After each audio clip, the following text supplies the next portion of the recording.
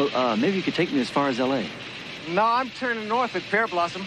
I really do have to get to L.A. Well, good luck to you. Hey, wait! You better take a look at your wheel.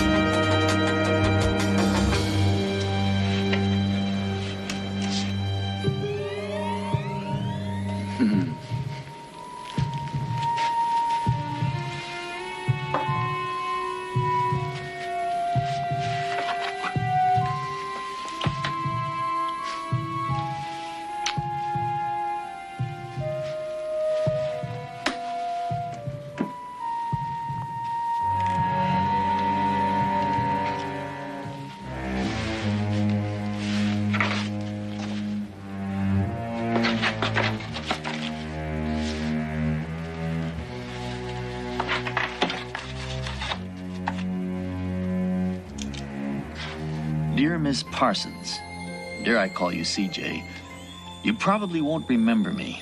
It's been so long. But I've often thought of you. There comes a point in a man's life when it's time to settle down. So, you think you can stay out of trouble while I'm back in Texas? Well, you're just going to give a deposition. You're not going to the moon. I think I can handle it for a couple of days. Well, say you'll miss me anyway. I'll miss you anyway. Thank you.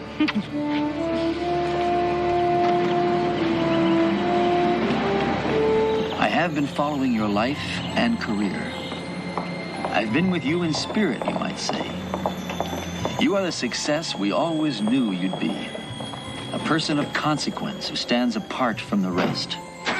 Somewhat like myself, if I may be so modest. Do you believe in fate? I believe we have much to talk about. I hope my directness and candor doesn't embarrass you. It shouldn't. People like us should not be afraid to say the obvious or express our feelings. I'm so anxious to finally see you again. Love, Dean. Dean? Who's Dean? You don't know him? No, I haven't a clue. He phoned twice. Well, this letter sounds like a cross between Shakespeare's sonnets and Mein Kampf. Well, I think he's pretty romantic. Well, you would. Houston Investigations. Hello? Yes, this is she. This is Dean. Yes? Did you get my flowers and my letter? Yes, I did. And? Who are you? You don't remember me? Where should I remember you from? Oh, of course. Yeah, it was a long time ago. Look, I'd really like to see you. See me? See you, have a date. Well, this is very interesting. Let me be honest with you. I don't see people that I don't know, and I don't know you. I'm sorry. I hope you understand. Of course, yeah. I should have thought. Look, you really don't remember me? It's Dean.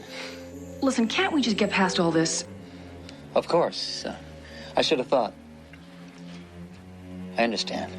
Good. That helps. Well, have a nice day, and I am sorry. Bye-bye.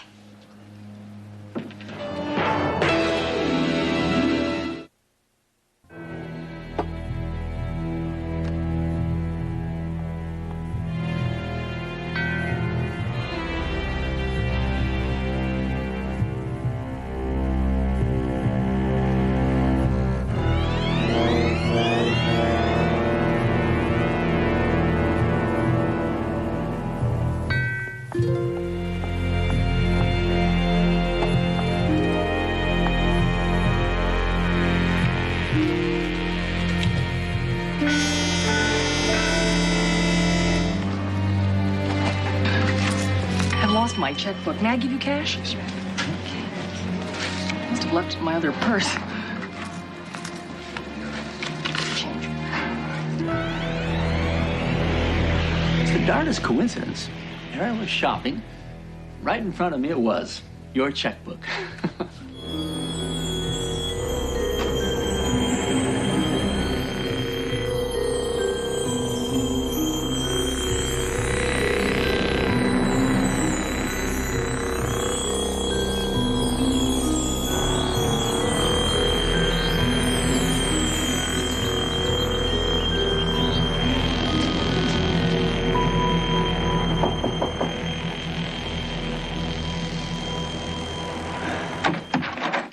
Yes. Well, excuse me. I must have made a mistake. I was looking for someone else. You probably got the right place. I don't live here. Looking for C.J. Parsons? Well, Well, you came at a bad time. You see, we're late for an award ceremony. Carl, who is it? And you are? it's a mistake. Sorry about that.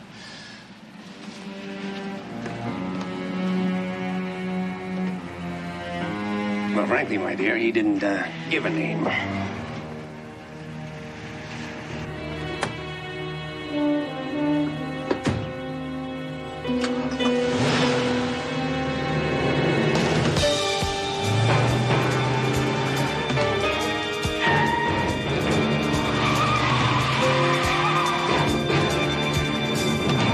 They're all the same. Sluts.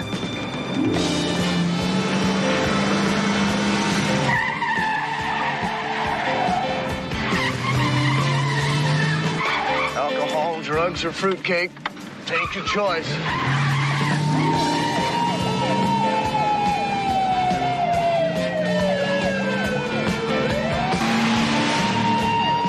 Call for a backup. This is one Adam Baker. We're in pursuit of a green station wagon, license number 549 Baker, Adam, Kansas, going northbound on Division Street.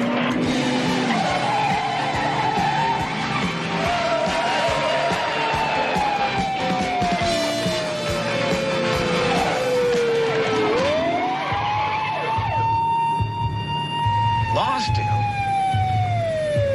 Where the hell could he go?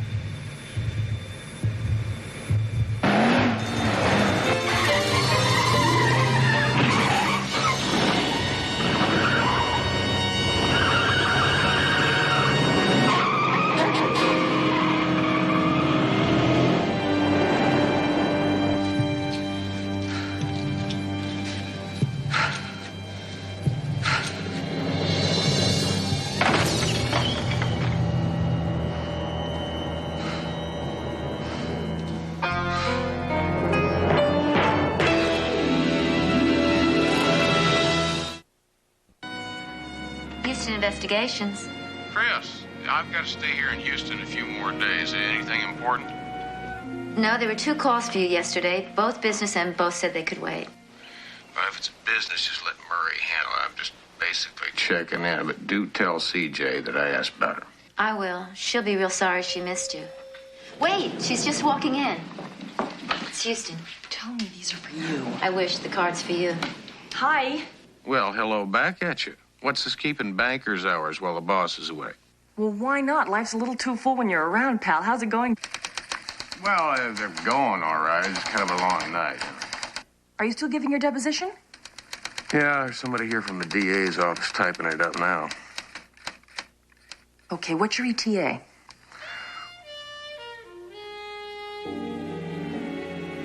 Yeah, it'll be a few days, I think. You know, I've got to go over the trial testimony and clear up some loose ends. Well, anything back there I should know about? No. You just do what you have to do and get back as soon as you can. All right, you take care. You too. Bye.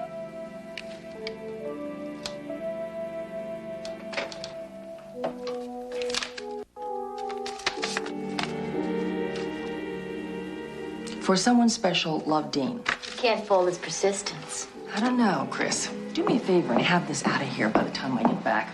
Guy from where? I'm gonna have lunch with an old girlfriend, Elaine Ellis. So if I get any calls, I'm out.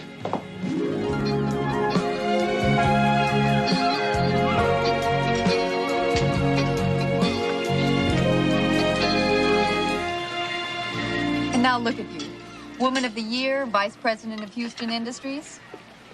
Most likely to succeed. We were right. You've aged very well, Ms. Parsons. So do both of us. It's Parsons. Yes, Paul. Telephone.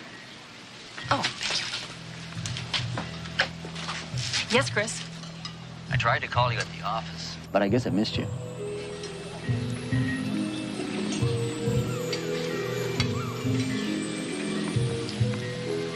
What is it, CJ? How did you find out that I was here? Have you followed me, or where are you? I just wanted to see how you like my flowers. Let's forget about the flowers, shall we? Look, I arranged them myself. I mean, I just wouldn't let a shop do something like that. The flowers are very nice, and you're probably very nice, but the fact is, I would prefer that you not call me again. Let's just say that there's no point to this. Now, you go your way, and I'll go... Hey, look, about that other guy? It's all right. Don't get embarrassed about him. Embarrassed? Well, I gotta admit, I was a bit put off at first. Even a bit angry at first. But then I considered, you're entitled to a personal life, I guess. Now, hold on just a minute. When can we meet? I mean, we've got so much to talk about. It's been so many years. We aren't going to meet. I want you to stop calling me. I want you to stop sending notes and flowers. I want you to leave me alone. Nothing of value is easily won, I guess, huh?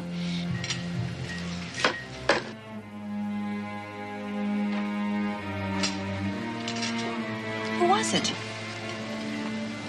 CJ? I know who he is.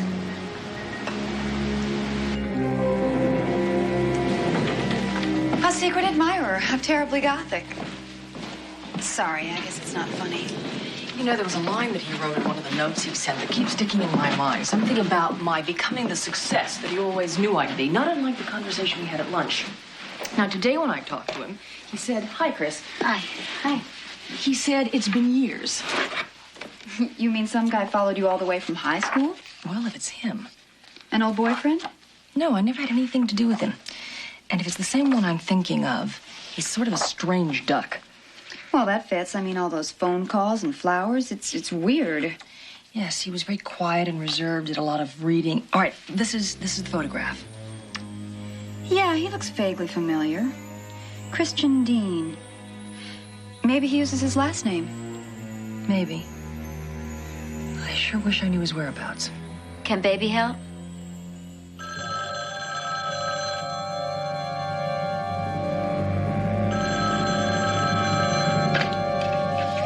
That's enough. Leave me alone.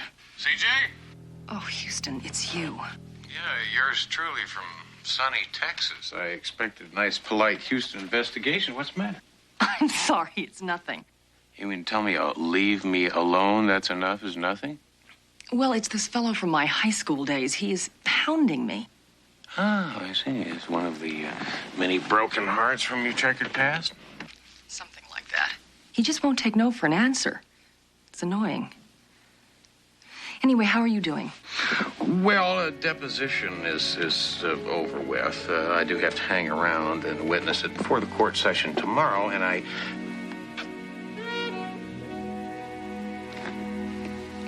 should be able to fly back after that. But what I do need from you is the Tanner litigation file from 2 years ago. I'll have it on the plane tomorrow. Thanks. Anything I can bring you from here? No, just yourself. I do miss you. So hurry back soon, okay?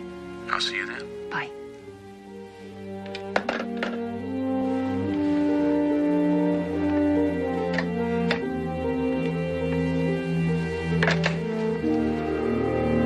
Yes, operator, I need Los Angeles, number 4, 2 Mean Malone bodyguard service.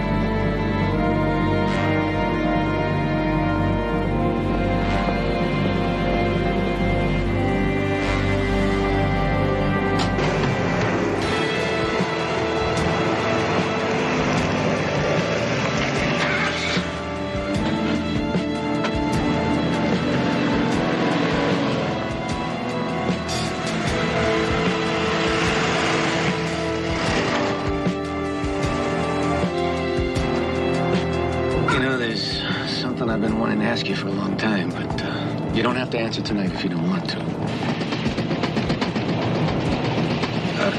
You wouldn't happen to know where there's a gas station around here, would you? Is that the question? No, I'm overheating. Oh, well, we're not far from my house. Well, somehow I don't think we're going to make it. Somehow I think you're right.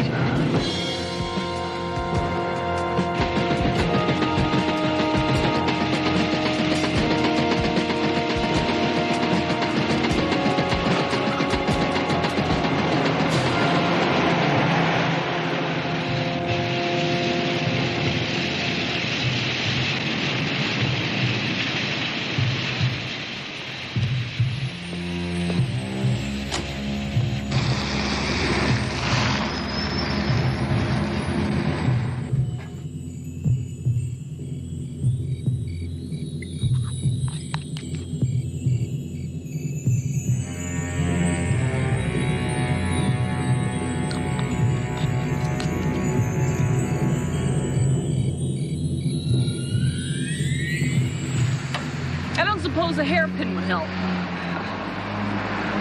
Not funny?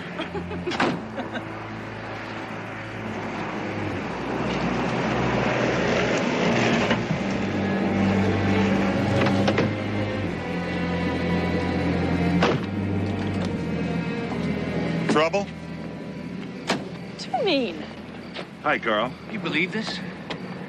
Too mean, what are you doing here? I got a call from Houston late this afternoon. He thought you might be hassled, so he told me to keep an eye on you, so I followed you. What? I don't want to be followed. I don't want to be followed either. So you'd rather see me at the unemployment line. I mean, Houston's paying the freight for this, $200 a day plus expenses. So let me follow you. It's breaking my heart. Oh, come on. It just so happens you're what the doctor ordered. Can you give the lady a lift home? You bet. Oh, you're not going to come with me? And leave this car here? Surely you jest. Look, you call the automobile club. I'll be along later, and maybe you can make some coffee? Well, if you play your cards right, there'll be a brandy waiting with it. So you see what a good idea it was for me to be following you? Terrific.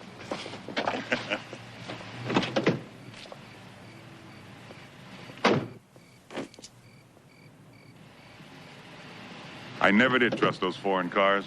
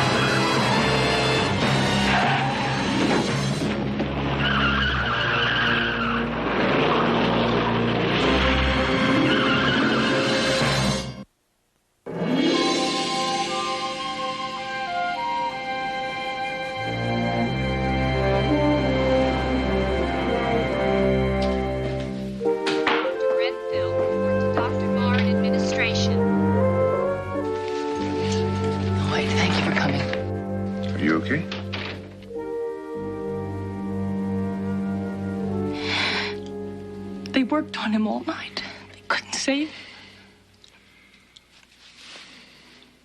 Your people said it was a hit-and-run accident. Because that's what it was. He was murdered.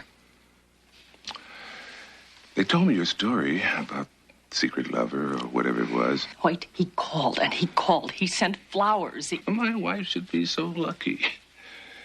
CJ, when I heard it was you, I asked him to double-check the scene.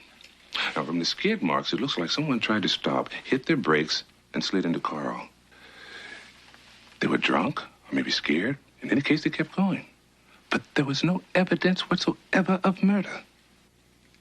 Why am I going crazy? Or has this guy got me so rattled with Houston out of... I tell you what I'll do.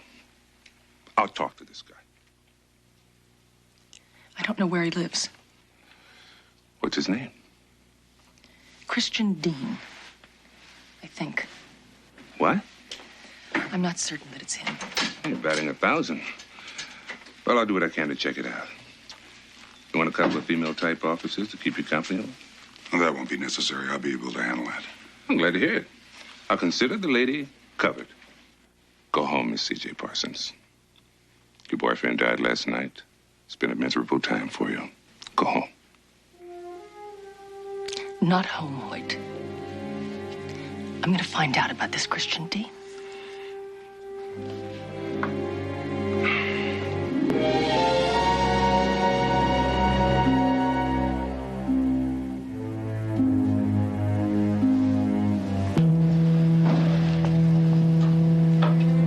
Christian Dean is a genius of sorts. Maybe finds perfect scores on college aptitude tests. IQ guesstimated conservatively at 160. And what's his tolerance for pain? Areas of interest: philosophy, pre-Columbian art, modern dance, president of the drama club in his first year of college. Oh, he's bad. He dropped out of college after his first year, entering Marville Sanatorium for extreme depression. Over the years, he's been in and out of sanitariums. He was last released 6 months ago. Well, just tell me where I can get a hold of him so I can ask him about doing in your boyfriend. Too mean. I want you to work with Hoyt on this. At least I can guarantee you he won't bother you anymore. Sorensen's. Yes? CJ? It's you again. Sure. Why wouldn't it be? No reason. If I sound a little off today, it's because a friend of mine had an accident. Oh, well, I'm sorry to hear that. Yes, it was very tragic. But these things happen. Christian. Oh, wait, you do remember who I am? Yes, I remember you from school. You liked people to use your last name. Well, it was a philosophical statement. Listen, now that you remember who I am, can we have lunch? There's a place at the marina that I could take you to.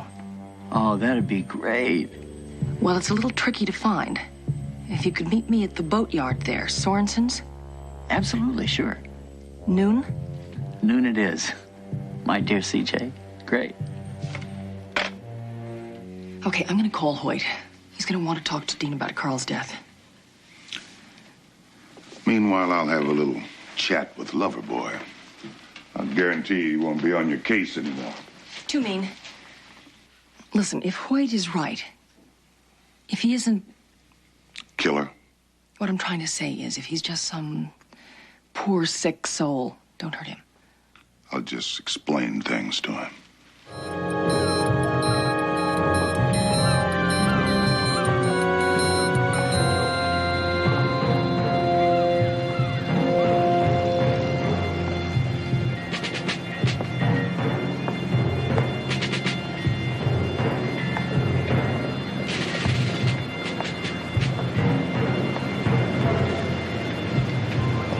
Christian Dean.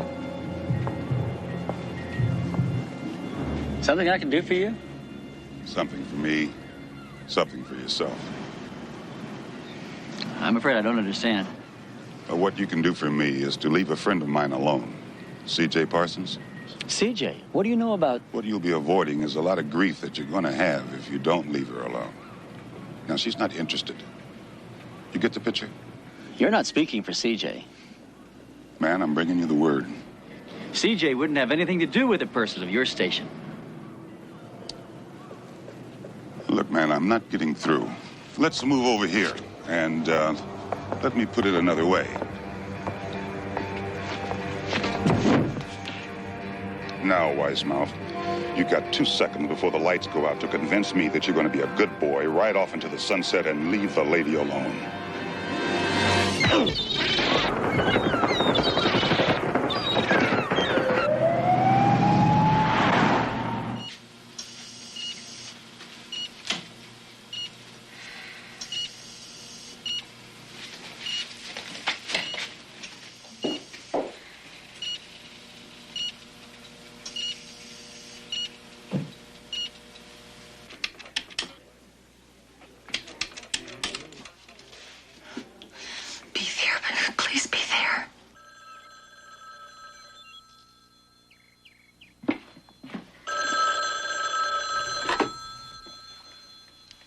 Hello? Houston? God. Houston, I don't know where to begin with this. Well, CJ, just slow down. What's the matter? Mean is in the hospital. The man who's been calling me, he did it. And he killed Carl, Houston. He killed Carl. Carl is dead. Take it easy. I'm on my way, all right?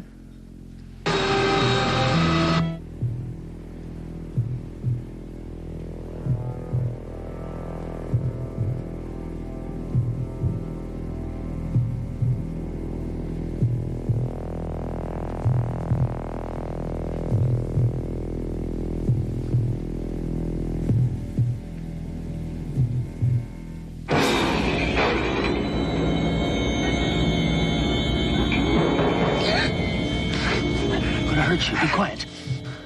Do you understand? Do you understand? I just want to be with you. Those other friends of yours, they're just getting in the way, that's all. I'd never hurt you. I just want to hold you, be with you. That's all. Have you?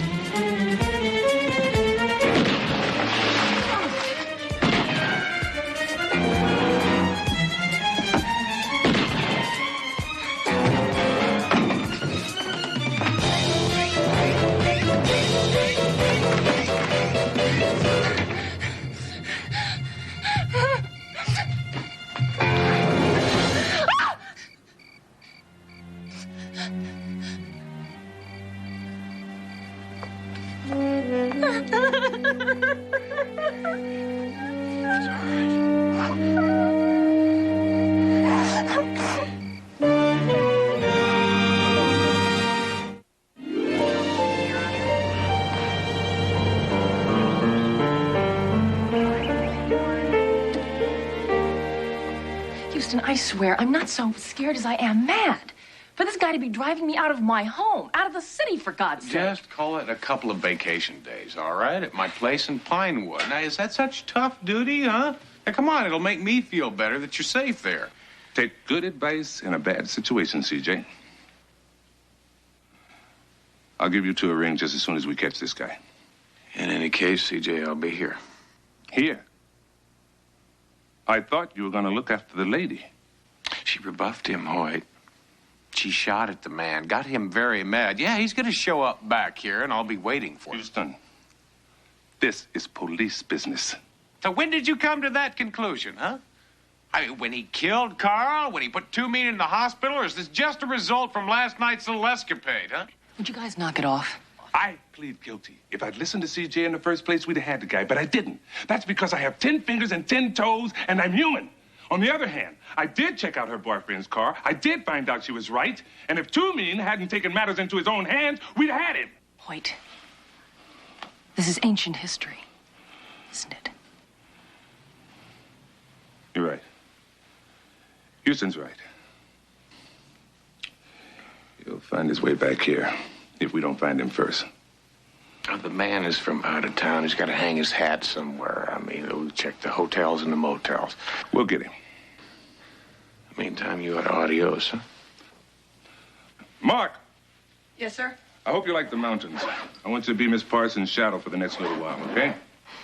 I like the mountains fine. Hi, nice to meet you. Nice to meet you. I will. Okay. Bye. Thank you.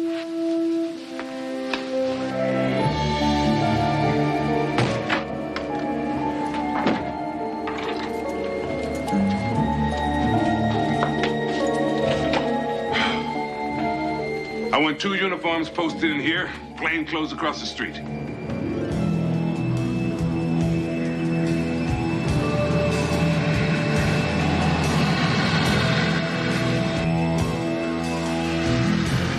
This could be something. I can't make out the man behind the wheel, but CJ did say that she thought he was driving a rental car. She let him get a little closer. We have a possible ID on suspect vehicle. Let him come in.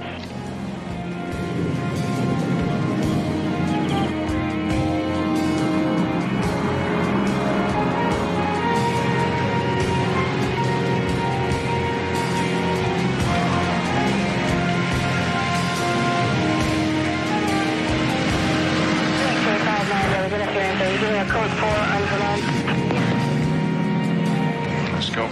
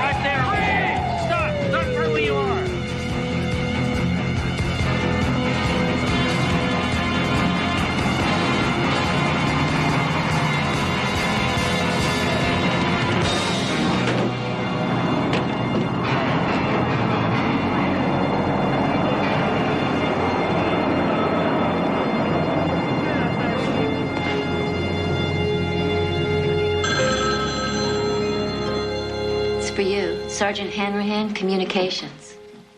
Hello? Yes, I need to know the whereabouts of Miss Parsons at once for additional security, please. Oh, Miss Parsons up at Pinewood, at Matt Houston's place on Overlook Drive. What's the number? 1217. 1217.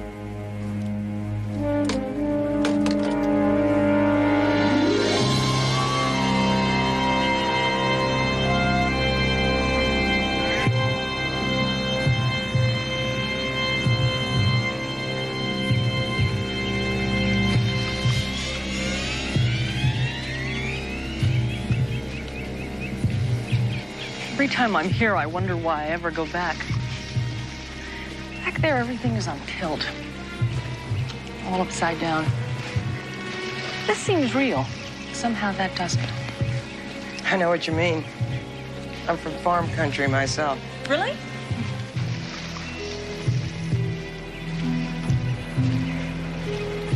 But you used to have poles and fishing stuff up at the cabin?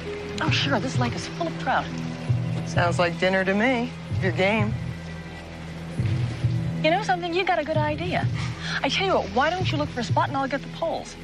Trout dinner coming up. Yeah.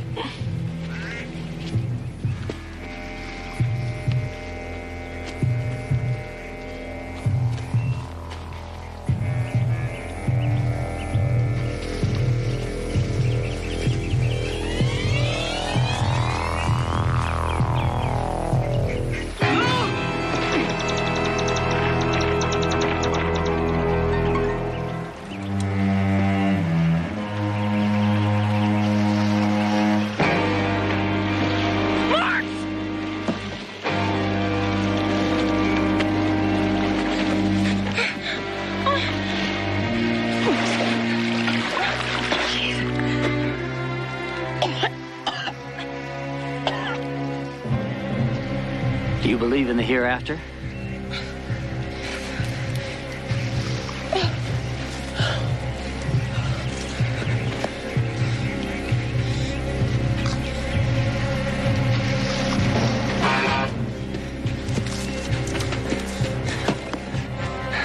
No, the world is sick. Sick with inferior values. Sick with inferior people, too. Thought you were different. But no, you're not. You're not.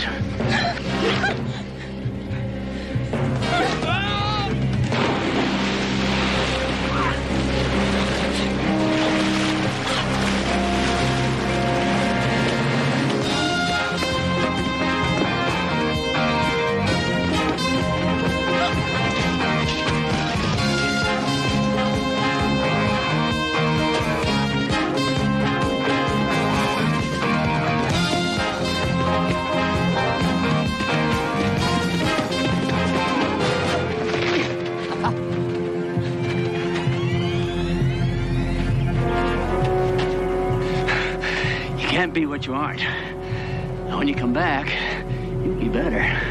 But you'll be with me. Don't forget one thing now. We're all just passing through.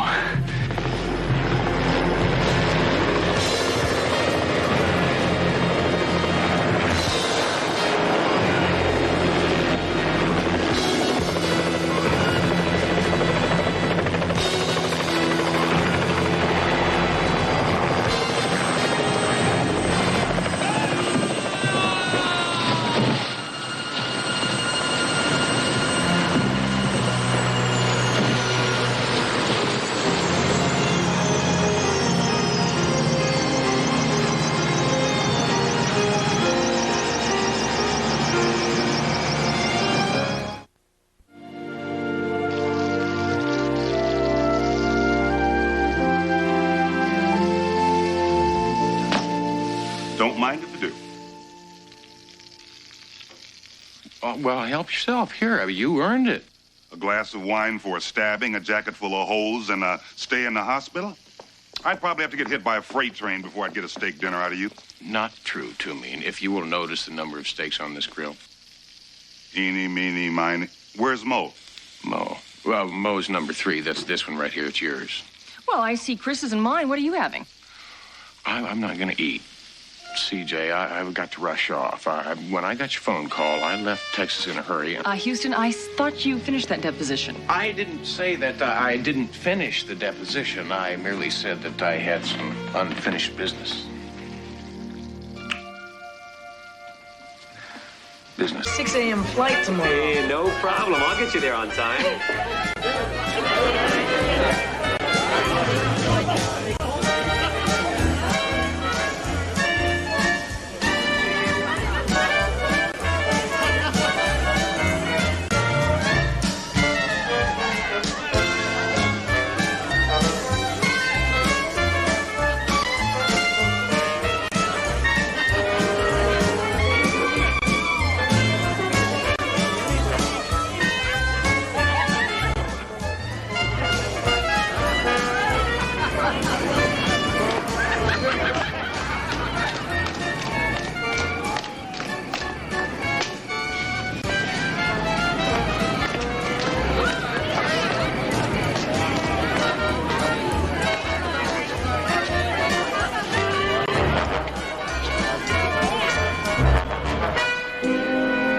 Looking for something?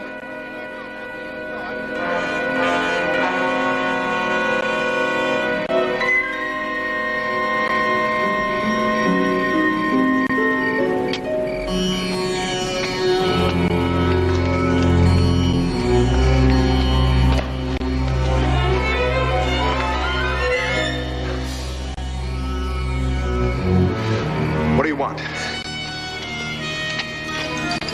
Money?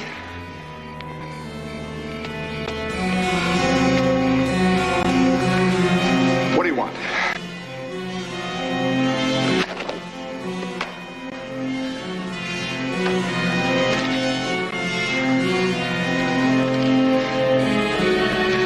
No!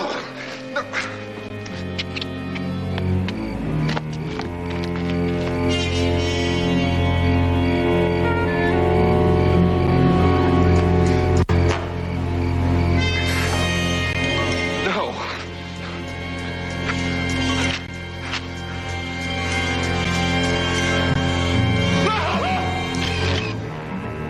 There you are. We've been looking all over for you.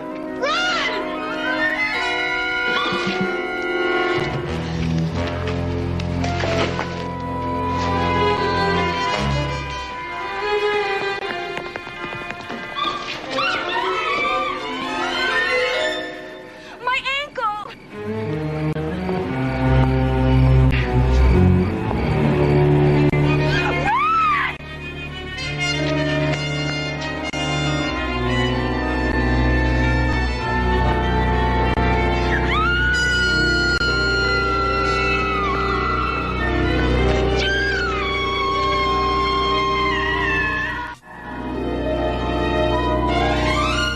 I don't know, CJ. Maybe the blue's a little more, Impressive.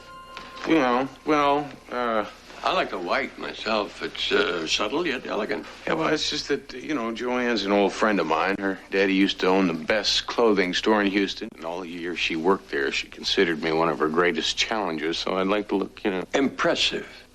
Yeah. Mm-hmm. That accounts for the gentleman's quarterly routine. When is she arriving? She didn't say on the phone. She just said that she'd flown all night and wanted to see me as soon as possible. Give me that.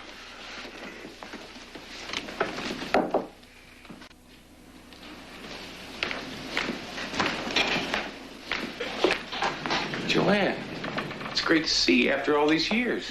Houston.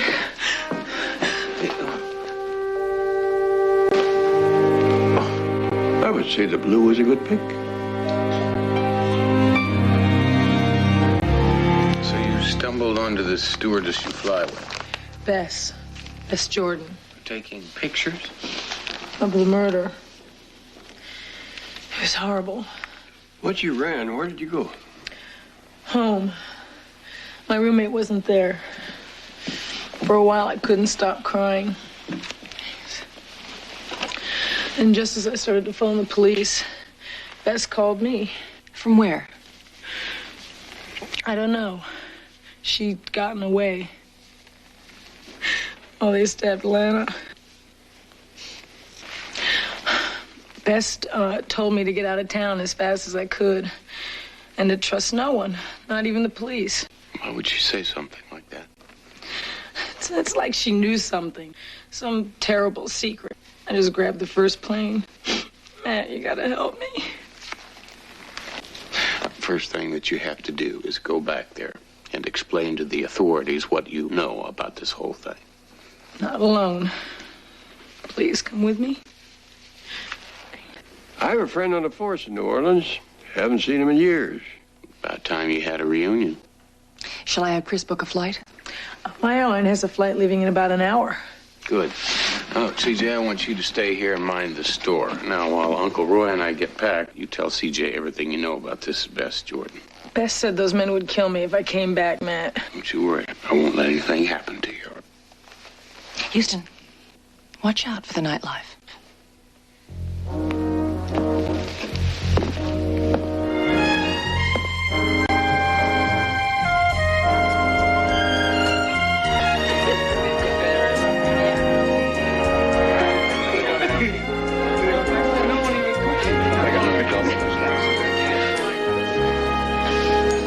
Passenger lounge? Looks more like a resort. Calder Air is to flying what Cartier is to diamonds. The owner is quite a New Orleans booster. In fact, there he is. Joanne, thank God you're all right. The New Orleans police are looking all over for you. The police? You were spotted along with Bess Jordan at the scene of a murder. They can't find Bess either. Why'd you run to L.A.? To get help. Philip Calder, this is my friend Matt Houston, and his Uncle Roy. Matt and Roy are private investigators. I see. That's all well and good, but no offense, gentlemen. The New Orleans police force is second to none. And right now, they've got some pretty serious murders on their hands. Poor Lana. As a matter of fact, my Uncle Roy has a very dear old friend on the force. Yeah, maybe you know him, Clyde Sinclair? Sinclair, yeah, a detective, isn't he? Close to retirement? Close. He's had his farewell speech memorized for the last 10 years. Well, then, any friend of New Orleans' finest is a friend of mine. Sandy, champagne for these folks. If nothing else, we can celebrate the best damn town in America. Follow me.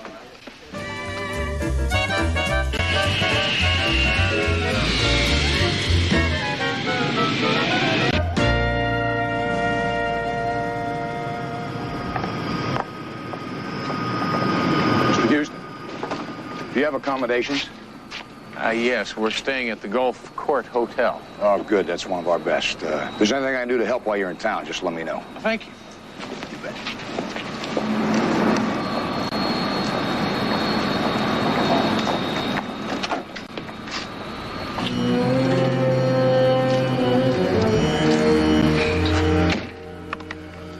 The King girl just showed, with 2 private eyes. We still haven't found the other girl yet. Then we nail Joanne King. Now, before she identifies you. Where do we find her? In the company of one Matt Houston.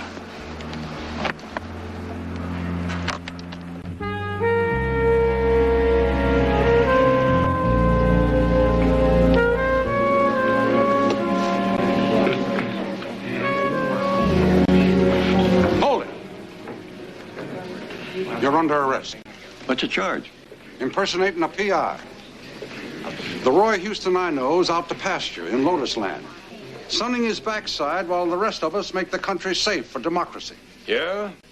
Well, I heard that the chief of police in New Orleans was thrown in jail for temporary insanity right after he hired some broken-down war horse from Washington who can't find his gun to save himself. Well, I can find my gun all right. I just can't remember what to do with it.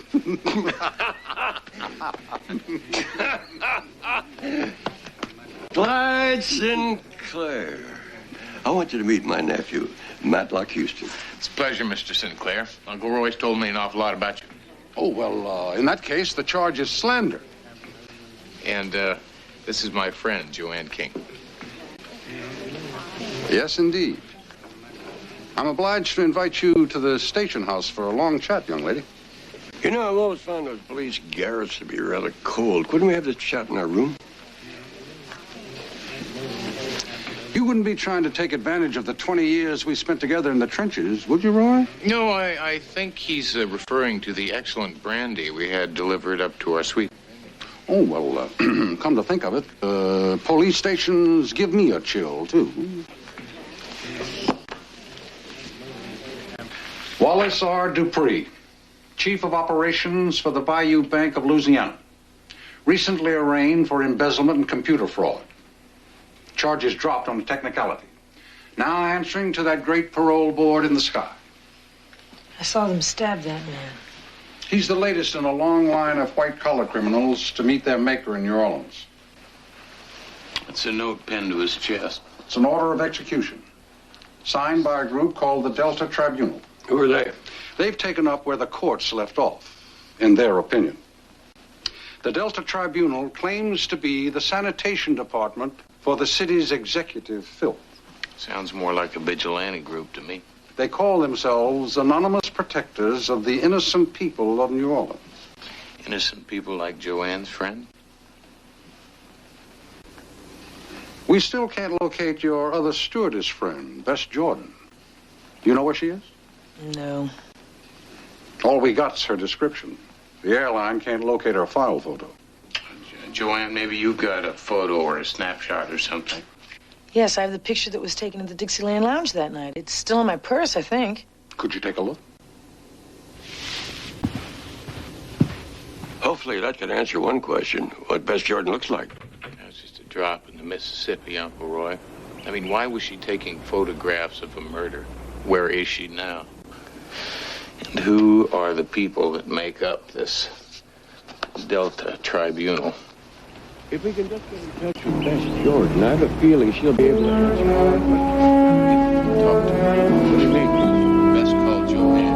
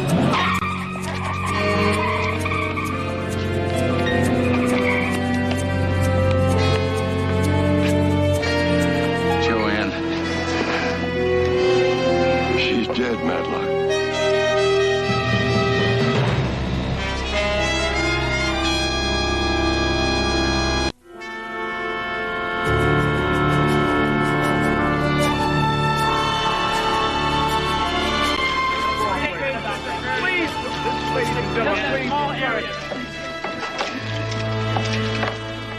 did what you could, son. She traveled 1,500 miles to find me. She trusted me. I looked everywhere for Joanne's photo of Beth. Either she didn't have it, or the killer's got it now. And all because she walked into an alley looking for a friend. Please, listen, stand back, all right? Come on, we gotta get... Please stand back, all right? Oh, boy. Here comes the straw boss. Sinclair? Claire, what happened here? Well, Captain, I'd like you to meet Matt and Roy Houston. These fellows are... Private investigators. I got your message. They were coming. The question is, why are they here? And why are they involved in official police business? You were supposed to bring that stiff in for questioning. That stiff was our client. Captain, Conroy. Now, I talked to Detective Sinclair. He thought it would be all right if I questioned her here in her best interest. Oh, really? You got any more ideas in her best interest? Now we've got no description. The one witness left who could ID these men is missing. I've got the press on me like a case of the hives. Enjoy our fair city. Read a brochure on your flight back.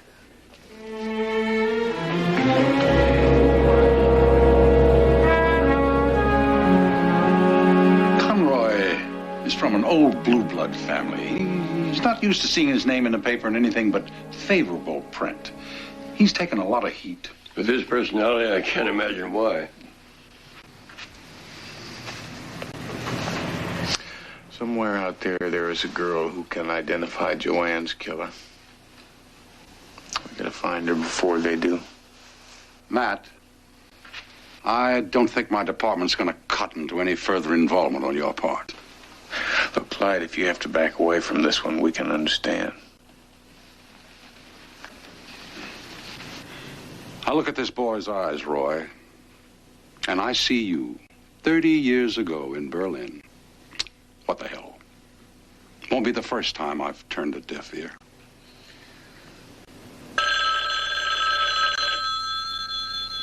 Yeah? It's the C.J. Parsons. C.J. Houston, I talked the airline into telecopying Bess Jordan's personal record. It's not a lot of help.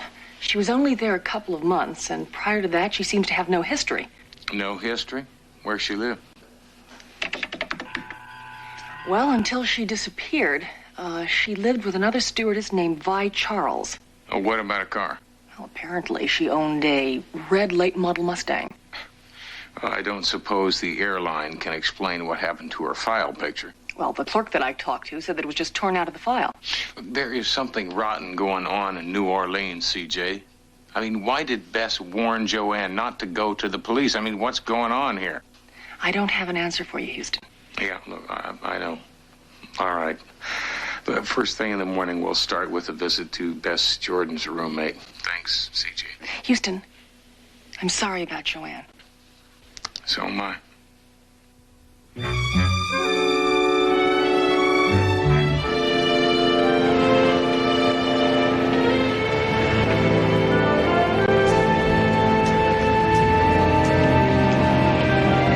Just like old times, huh, Clyde? Hours of boredom, followed by seconds of stark terror. Ever get tired of it? Not for a long time. I came home to retire, and I can't wait. You're sticking your neck out for us, Clyde. We appreciate it. Hell, son. Me and your uncle never let a captain type run our lives 30 years ago. Why start now?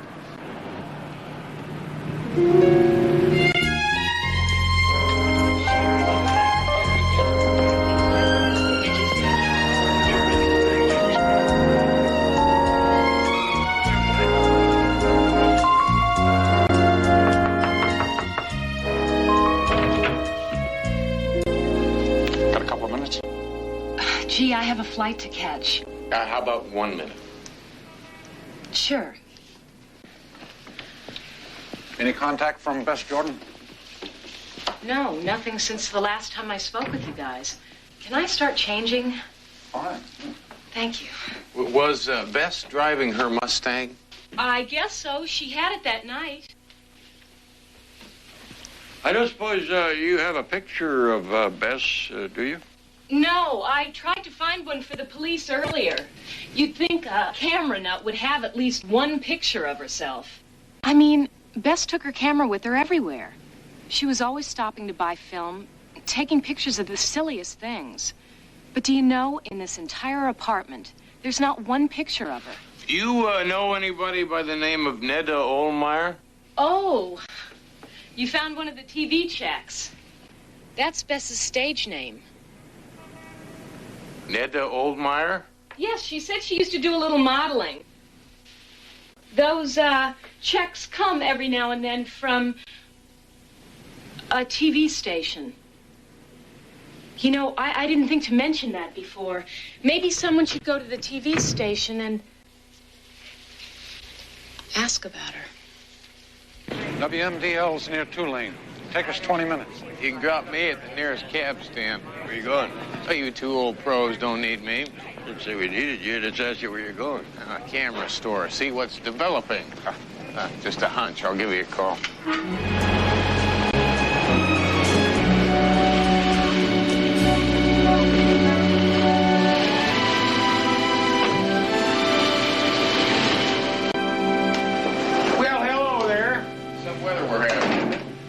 I was wondering if y'all had some pictures ready for a friend of mine, Bess Jordan.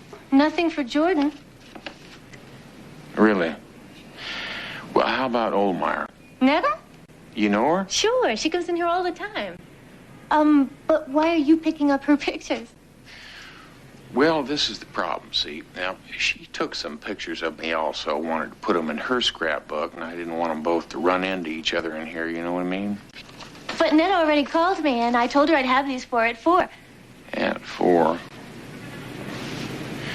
Well, I must have got my wires crossed someplace. Thanks anyway. Don't you want to take these to her? No, I'll let her surprise me. Hope she likes them.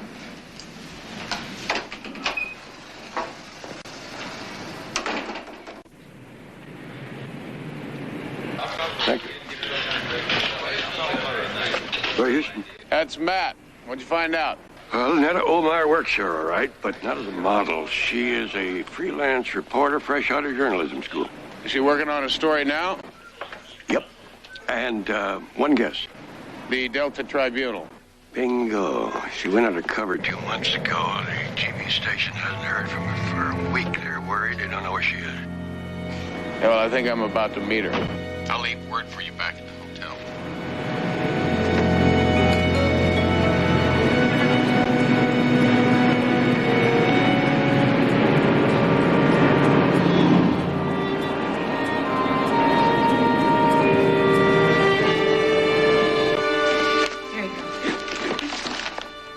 Thanks. See you later, Neda.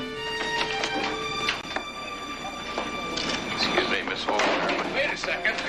Now, look, I don't want to hurt you. I just want to talk to you, please. Now, look, I know all about Bess Jordan. Wait a second. Listen, wait, just hold it!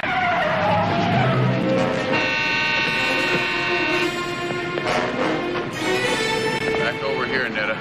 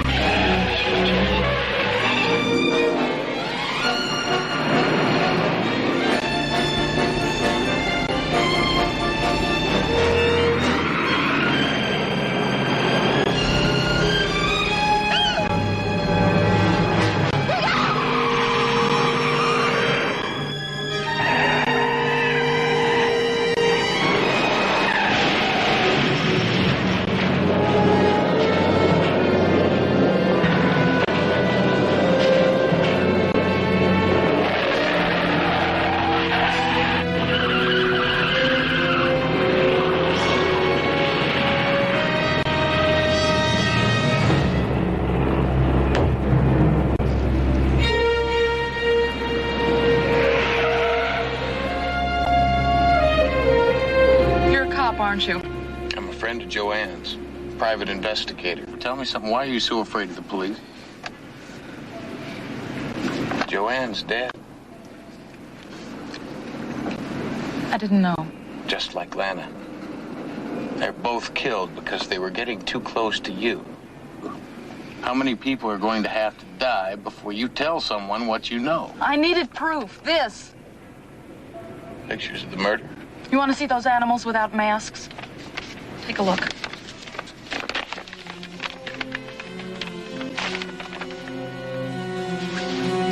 Well?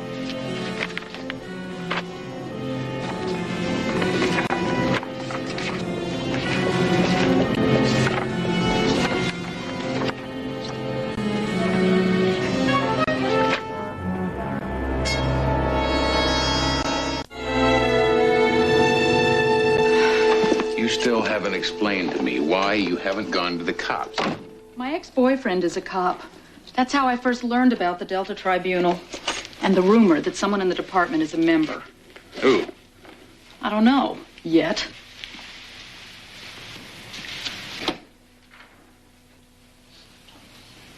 Some hideout? It belongs to my aunt. She always goes to Europe around Mardi Gras. Can't stand the crowds. Damn it. The camera must have broken when it hit the ground that night. Which fogged your film? I had them. A network feed for sure, and I blew it.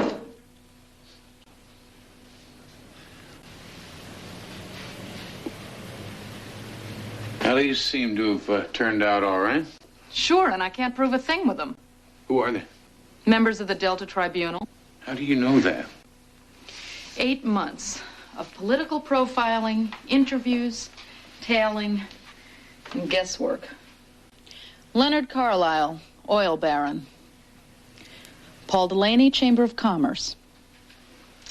Eleanor Sims, district judge. And this one, the high executioner. Philip Calder, president of Calder Airlines. I took the job with Calder Airlines to get closer to him. That explains how they got a hold of your file photo and how they knew where to find Joanne. The guerrillas with him are the hit team. Employees named York and Morris. And the ones that killed Joanne. Yesterday, I thought I had the pictures to prove it. Today, I've got nothing. Well, now you know that and I know that. But they don't. What are you talking about? Setting a trap. And what if you went to Calder, offered him those pictures for a price? We've got no pictures. If he takes the bait, we may as well have. He'd kill us. You don't know these people. They never leave witnesses. Please just listen to me, Ned. Now, we owe something to Joanne, you and me.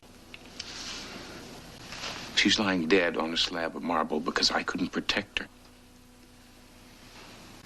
And both Joanne and Lana are dead because they were looking for a friend that they trusted. A friend that was using them for cover. And no television job in the world is going to change that.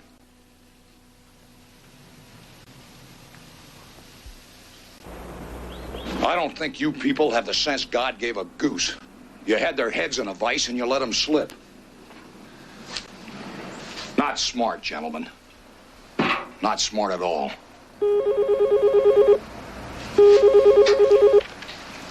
Philip Calder.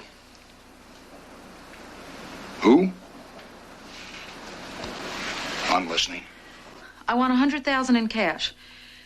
Pier 12 warehouse, midnight. Play straight and you get the photos instead of the morning papers. Blackmail? I thought this was some kind of self-righteous crusade. I finally realized it doesn't pay as well. The negatives, too? Yes, but I want that money personally delivered by you. All right.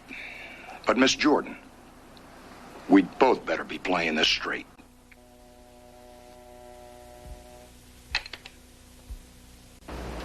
Heard you call for a couple of Dobermans, Clyde. You'd feel right at home with these other watchdogs. Oh, now, believe me, these guys have better things to do. I'm sorry, Roy. Captain's orders. Where was this guy when he passed out to Southern Charm on a coffee break?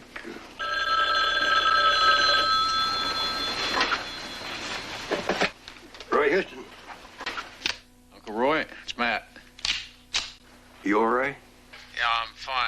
you alone?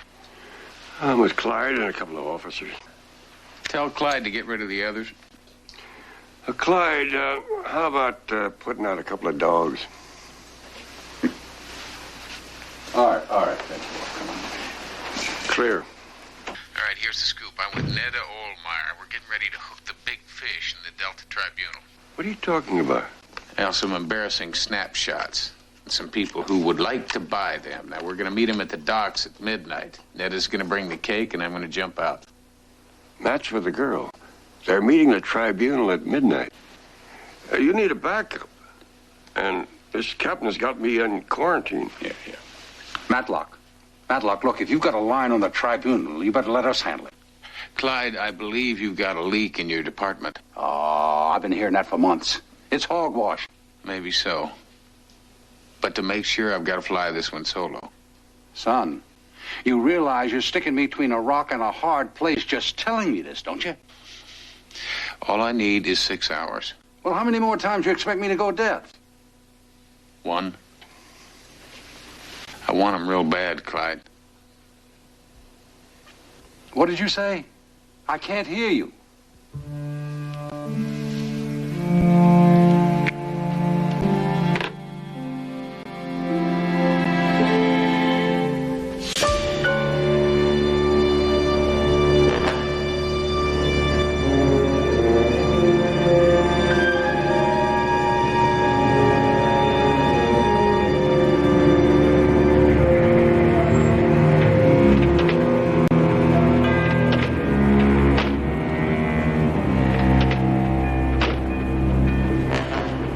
I trust you came alone, Miss Olmeyer.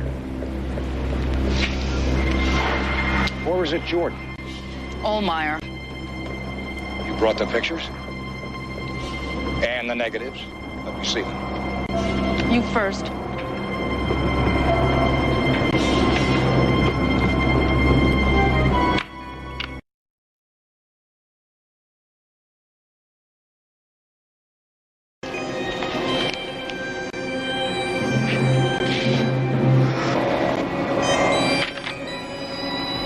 Game's over, little girl.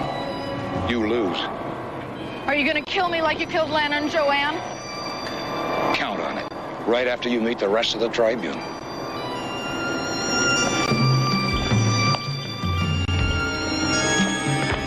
I'd like to meet that bunch myself, Calder.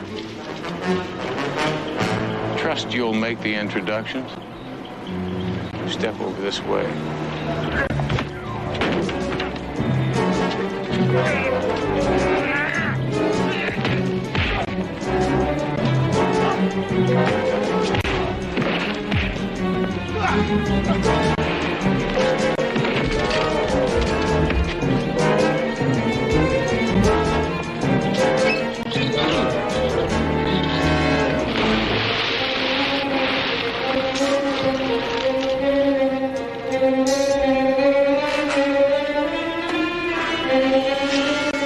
Double-crossed us. Nice going, Matlock. Cuff him. I should have known you wouldn't have missed a party like this any more than Uncle Roy.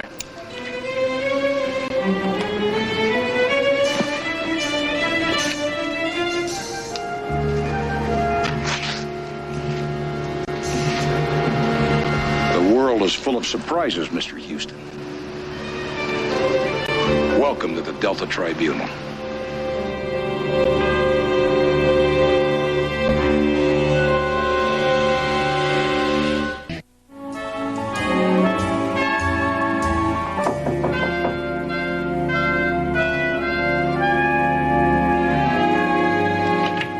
Matlock call? No. The drop was an hour ago. There's something wrong. I should have been there. I would have been there if Matlock hadn't been so all-fired convinced there's a spy in the department. Did you check the docks? Some. There's miles of waterfront, Roy. If he had just said where. Clyde, you gotta get me out of here. I do, and the captain's got my backside on a plank. I'm 5 months from retirement, Roy. It's my nephew out there. That's all I can do, Roy. Where's the Napoleon? I could use one. Clyde, What if I call the captain and try to pull that old act about being a friend of the federal judge? A, he's home asleep. B, it's 100 to 1 shot. Well, those are the best odds I've had yet. You have his number? Address book's in my jacket.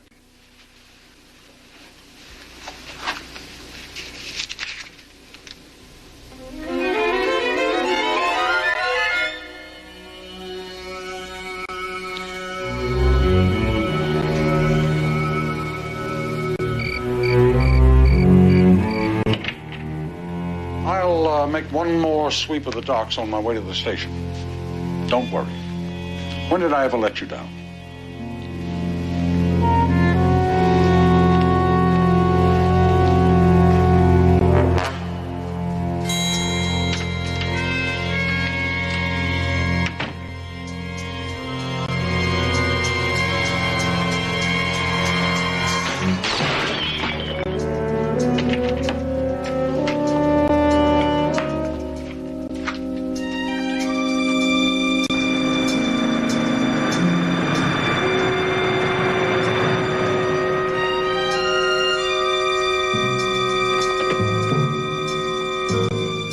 Follow that car.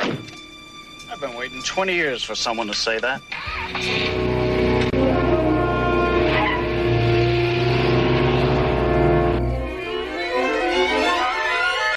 Ronald T. Cates, 36.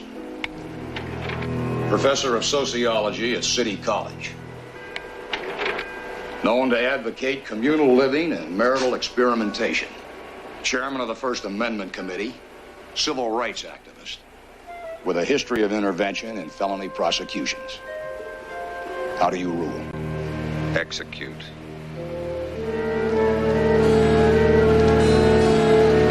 Execute.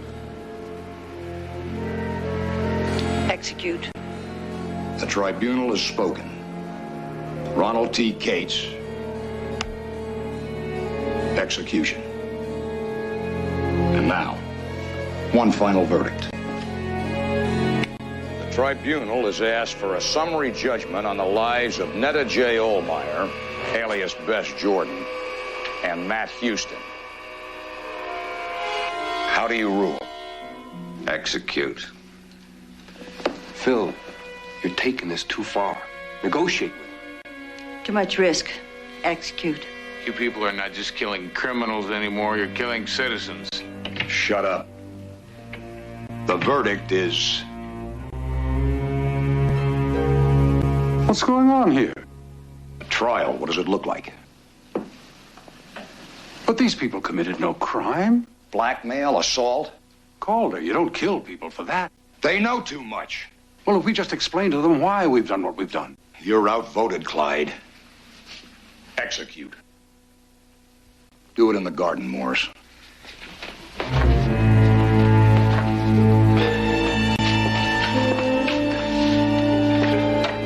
You hate the garden, you. Too many mosquitoes. Well, I hate your manners, but I love your timing.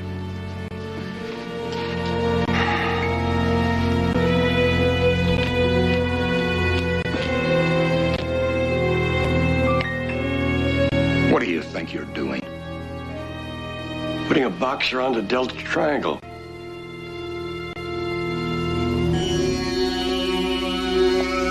Better refigure, old man.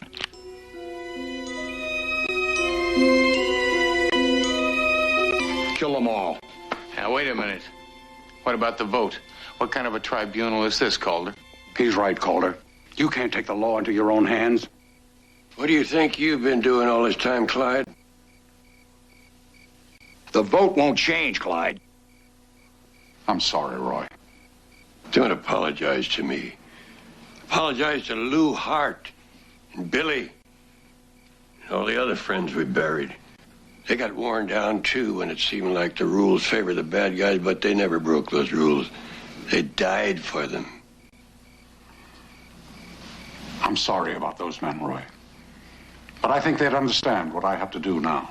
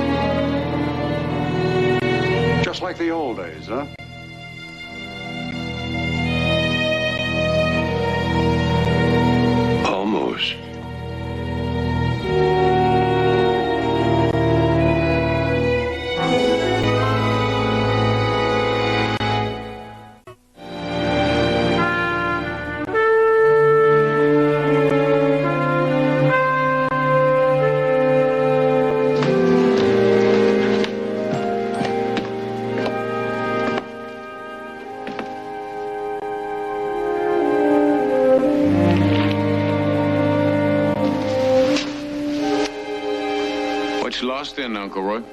Old friend. I was thinking about how they changed in the years they get away.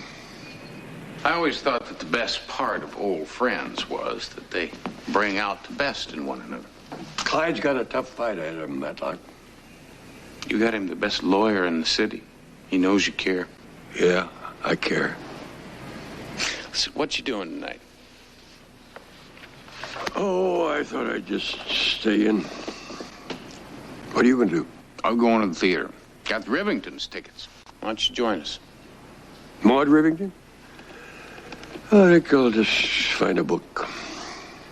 Are you sure? I mean, we've got extra seats. You may need two just for Maud. Actually, Maud's not going. No? No, see, I'm taking her niece and a girlfriend. They're just in from Dallas. A short time. Just long enough to apply to one of our modeling schools. But if you would prefer to be alone, Neon lights, they call my name. In this city, no one's tame. Shadows dance, they come alive. Feel the beat, it's how we thrive. Electric wires spark the night. Pulsing rhythms feel so right. Lost in motion, time stands still. Riding waves, we chase the thrill. Heartbeat racing in the dark. Every step ignites a spark. Feel the bass, it's in our veins. Dancing through electric chains.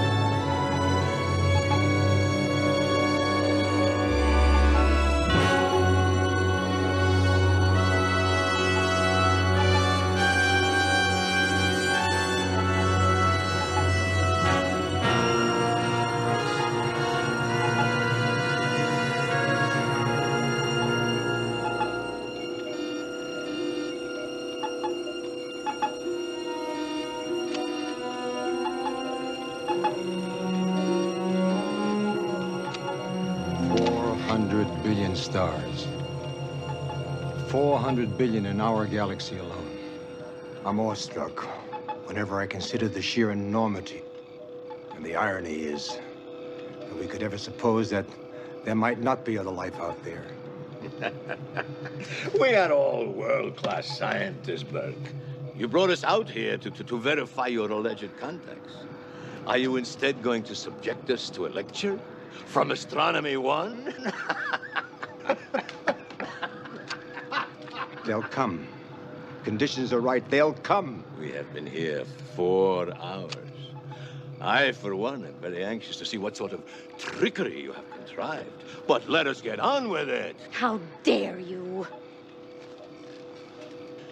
This is me, Mardosian. You might fool these other puppies, but with me, you are out of your depth.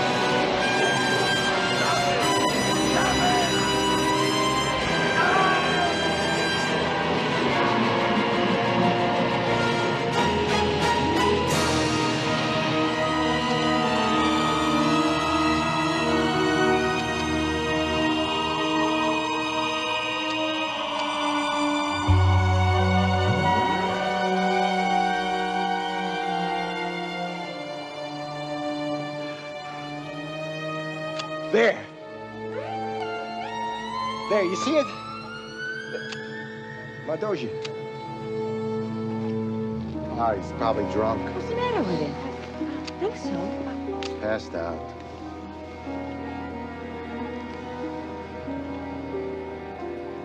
He's dead. What?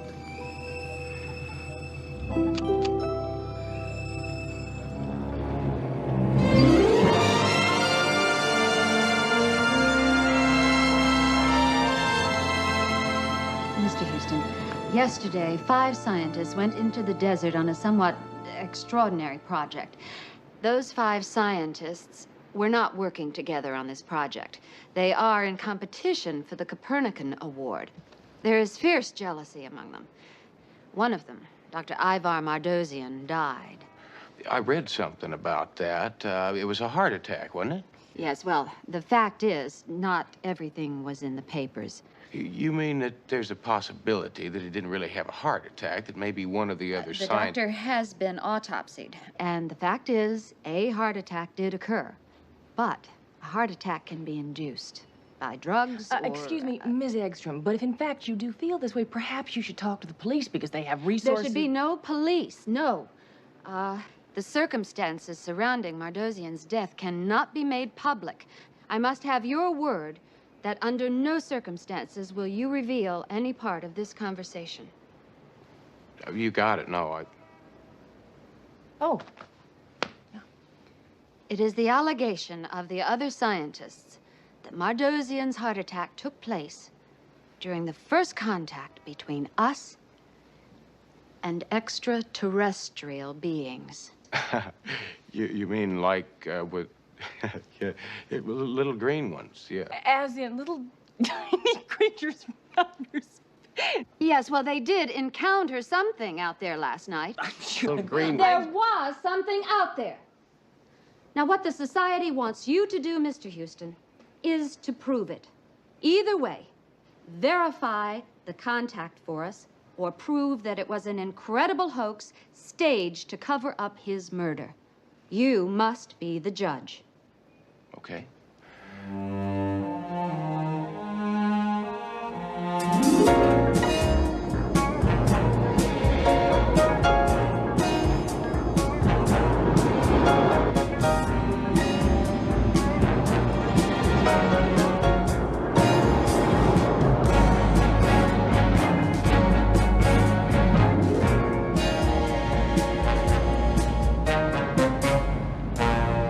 All through here.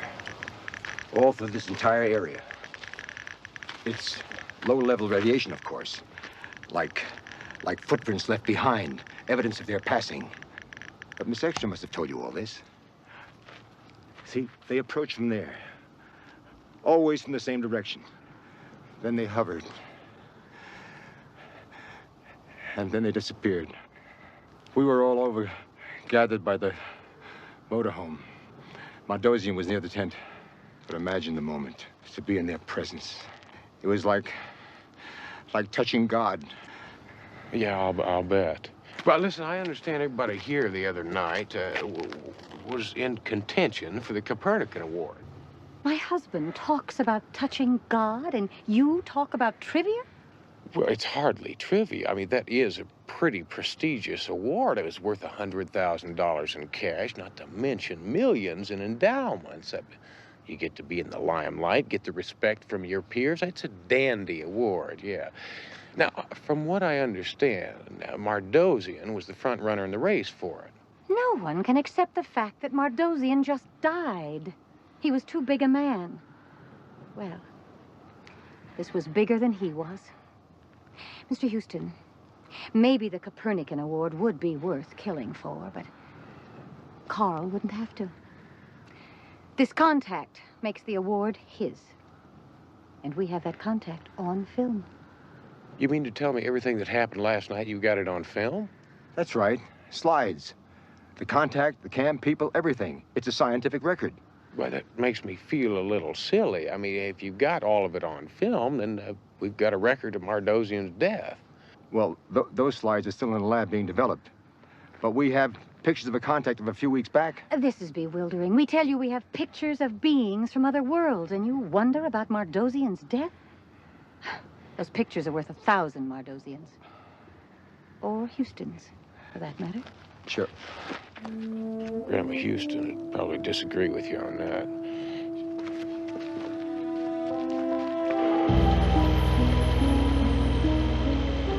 The cameras are set up to electronically sweep the camp at random intervals.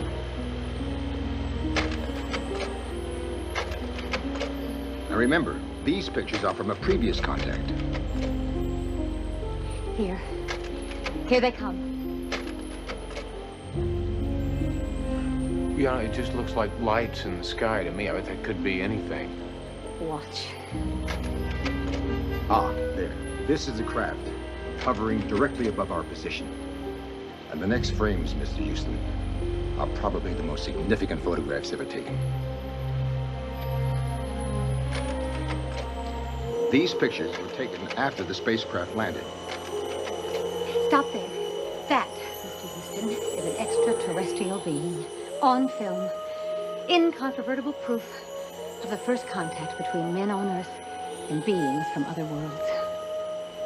If you say so. There.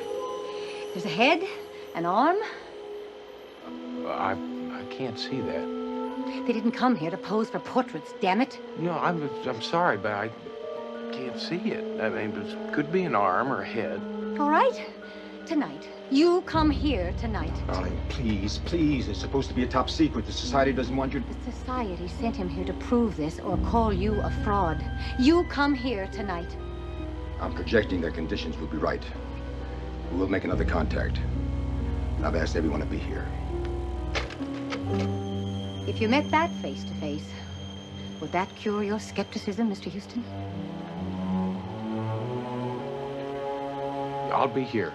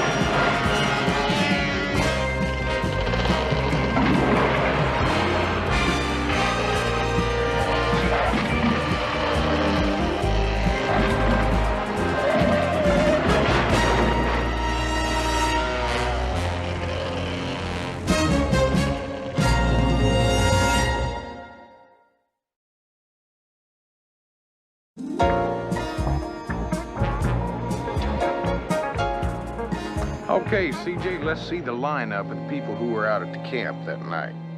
Okay, Houston, starting with Ivar Mardosian, the deceased. Now, he is not your stereotype scientist with the glasses and the microscope. This one was referred to as the Rasputin of academia. As a matter of fact, he's a womanizer and a brawler, but tops in his field and first up for the Copernican Award, unless Carl Burke proves his claim that he had contact with extraterrestrial beings. You mean if I wanted to know who had a good reason for wanting Mardosian dead, Burke would be a very good candidate? He'd be first in line.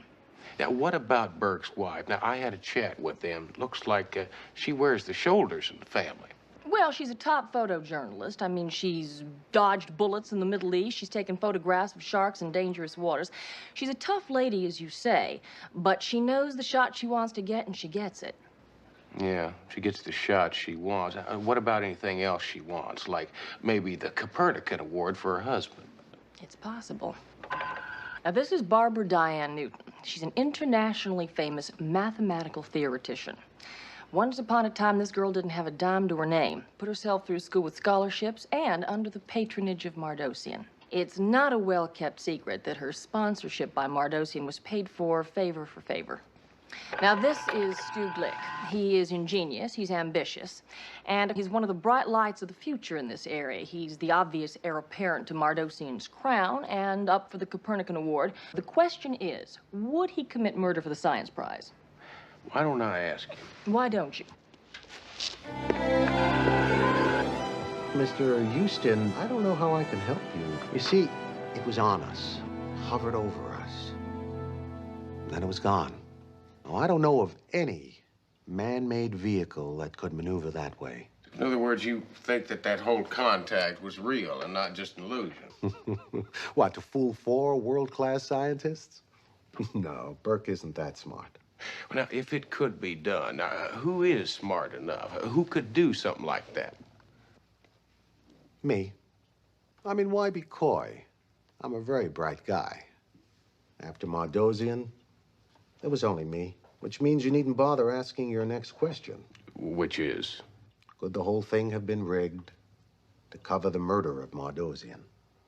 You are a smart guy. Well, what's the answer? No way. If that had happened, I would have sensed it. I worshipped the man. Yeah, well, the word is that he was about as popular as a cat in a mouse house. Of course they hated him. He was a genius. Believe it or not, Mr. Houston, all my life, people have hated me.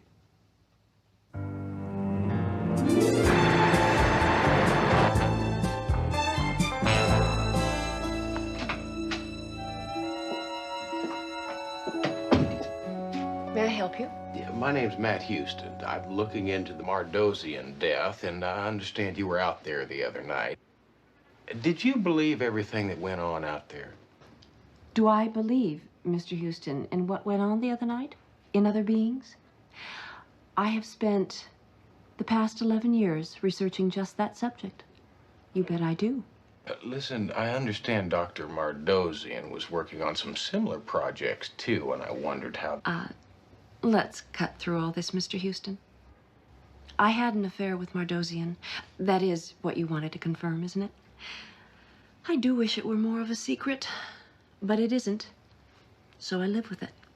Well, yes, you're right. I'd heard that he'd taken advantage of you. Well, at least I can claim my youth as my excuse. Some women never learn. Oh, that's right. There was more than one lady out there that night who had been, I believe the old-fashioned term was, wronged by the man. Cheryl Burke, Dr. Carl Burke's wife?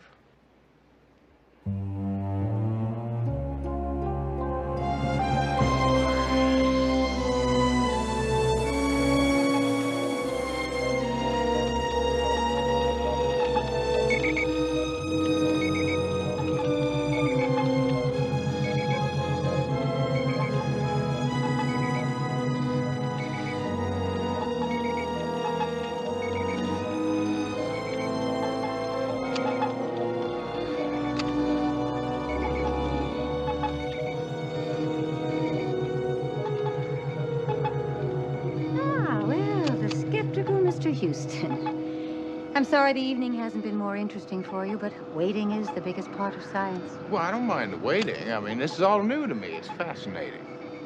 Yeah, well, the wind may jinx us. We've only been able to make contact when conditions were just so. I don't know why that is. Listen, Miss Berg, I've got to ask you a question. It's usually none of my business, but can you tell me a little bit about your relationship with Mardosian? That was over practically before it began. Why dig up that dirt? You know why. It's because I have to. Well, you didn't know Mardosian. He was dashing, his beard, his hat. He overwhelmed you. It didn't last very long. I was swept off my feet, sorry about it in the morning kind of thing. That's really all there was to it. Well, did your husband know about it? Doesn't the spouse always know? Maybe we're both just pretending it didn't happen, so it's easier to live with. If we're out in the open, then... I don't know. Carl is a very proud man. There's no telling what he might do. Well, the problem is that sooner or later it's going to come up again. Somebody's going to bring it up. And, well, after all, your husband is responsible for bringing all the scientists out here the other night. And, well, they did all show up on his personal invitation. Mardosian did die under mysterious circumstances, and... Are you intimating that my husband staged all of this to kill my lover? Mr. Houston, a lot of people hated Mardosian, including me. Enough to kill him, maybe?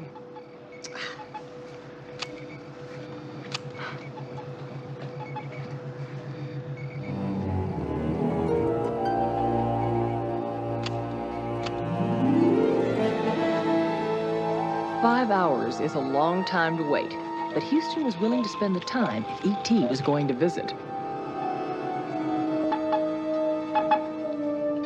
Well, coffee's up. As exciting as this night hasn't been, it's that. Or toothpicks to prop up eyelids. Anybody else? Ladies?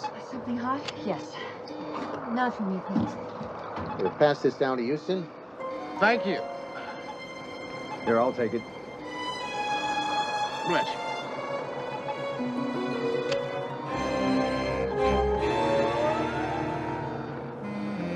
Too much wind. We won't be making any contact tonight.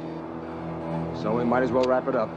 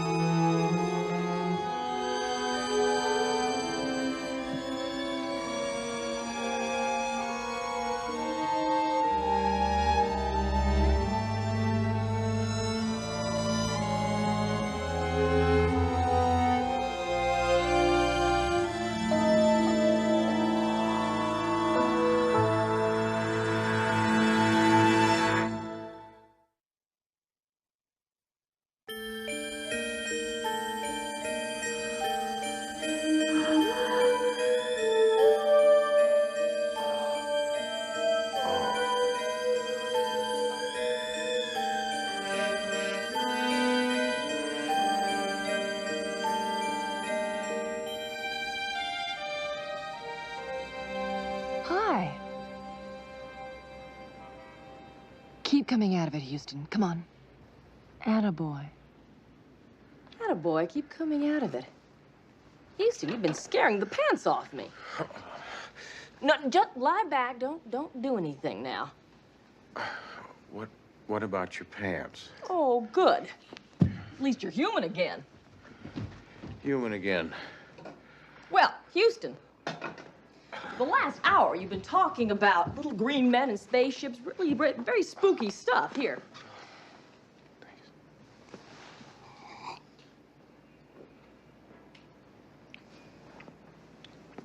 The last thing I remember were some hands.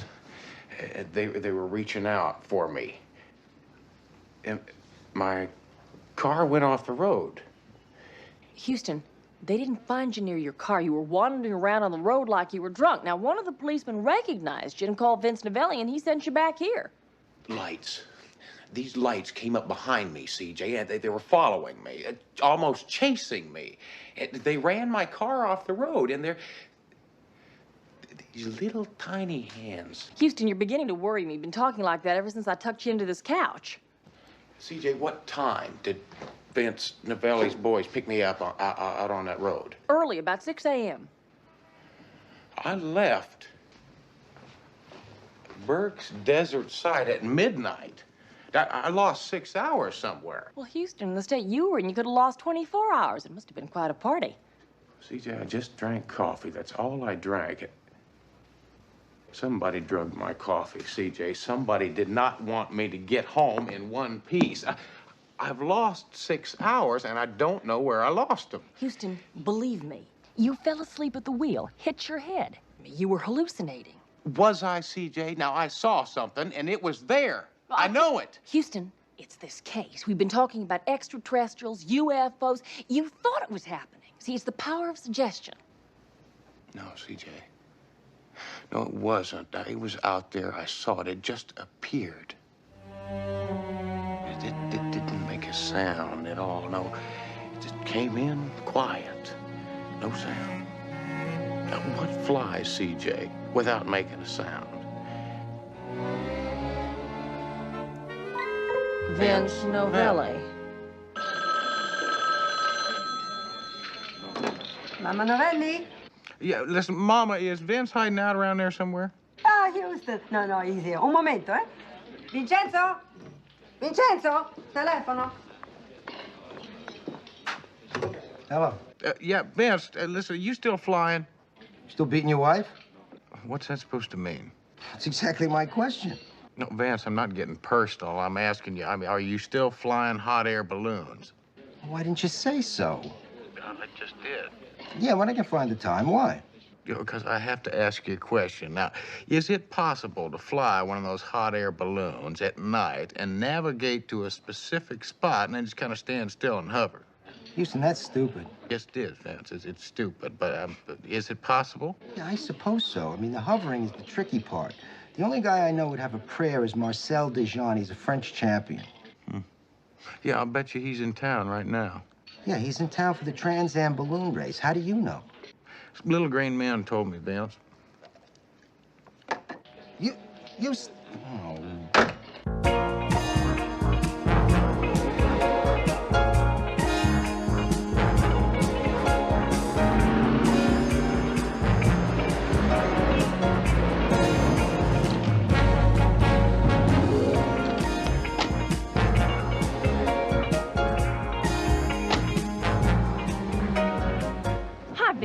Hi, CJ. How's Houston this morning? Well, now that's a good question. Let me be honest with you. I'm a little concerned about him. He's been talking about little green men with little tiny hands. Now, that's not like him. Hi, Houston. Did you take the pledge this morning? Thanks, Vince. Now, what about what Houston was saying? To navigate to one spot without sound and hover there. It could be done? Yeah. Like I told you on the phone. The only guy I know would have a prayer is Marcel Dejean. Where do I get a hold of him? His rig should be right over there. I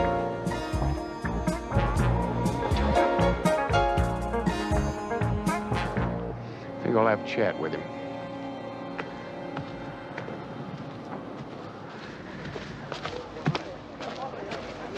Excuse me, I tell you something, you are just the man I need to see. Hold on, could you talk to me for a minute? I understand you're a world champion balloonist. Stand back, I'm about to fly. Well, I know this will only take a couple of minutes. See, I had to ask you some questions. Now, I'm an amateur, and I was wondering, now, how can you make a balloon just kind of, well, sit still in midair, you know, like hover? I need some pointers. I don't give pointers. Well, come on, take a couple of minutes now. I understand that you're the only man in these parts that could make a balloon do those kind of things. Well, it's almost like a UFO.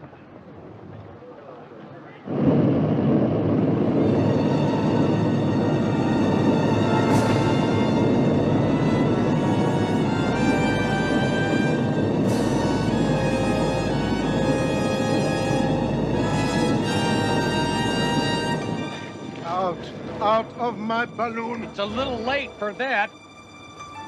Wait, you're trying to kill me. No violence. No violence. American. No sense of humor. I'll show you a sense of humor as soon as we get back down on the ground. It's kind of like the way a hound dog goes after a bone. Wait!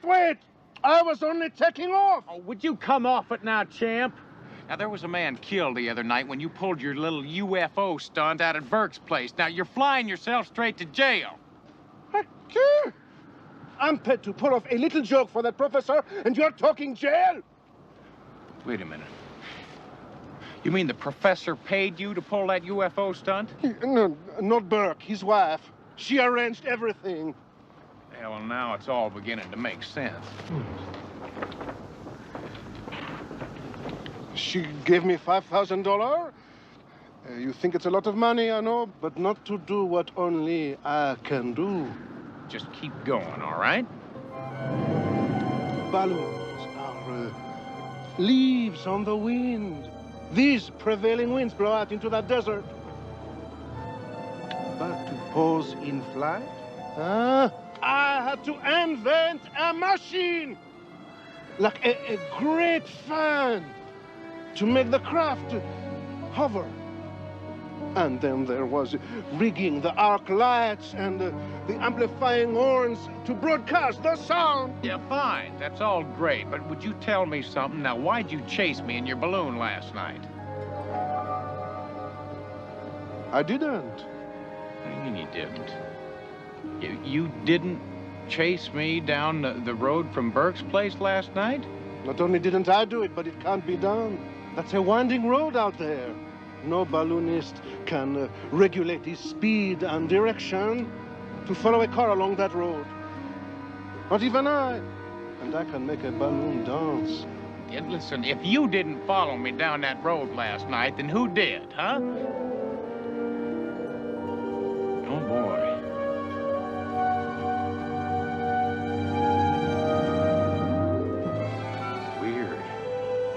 As long as we're out here, you suppose you could dance this thing over to Burke's place?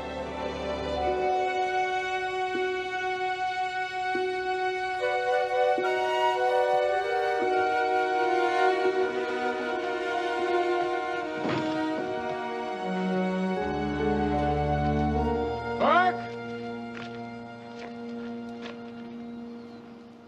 I don't believe anybody's home. Their car's here.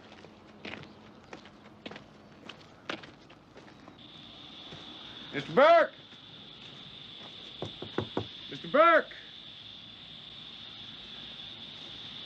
Matt Houston! God, that's gas.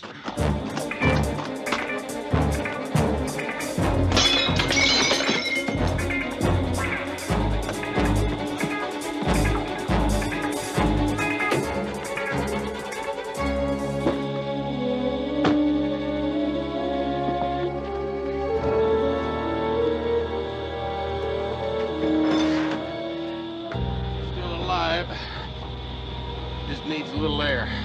Is that field phone call an ambulance? Mr. Burke. You don't bother. He's not in there. You know, I'll bet you somebody turned on this gas while she was sleeping.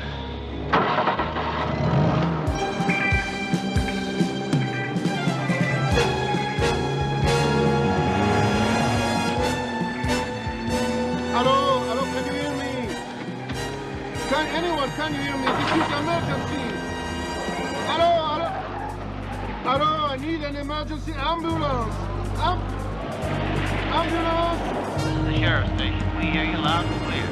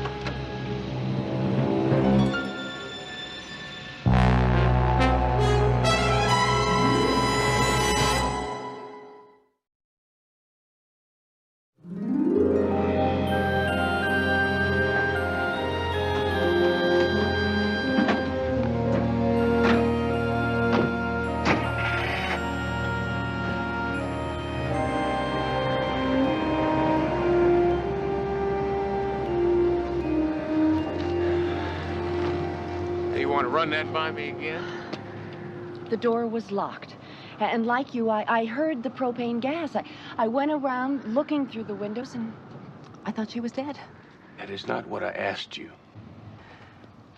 When I saw the balloon, I didn't know who you were. And I thought it would look bad because I didn't want to be seen. So I panicked. I don't know what I was thinking. Would you tell me why you ran?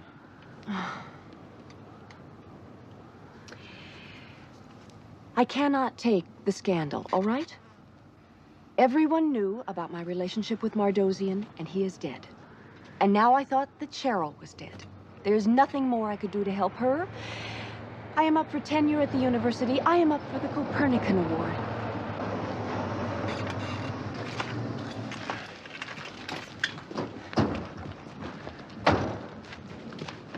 What's going on out here?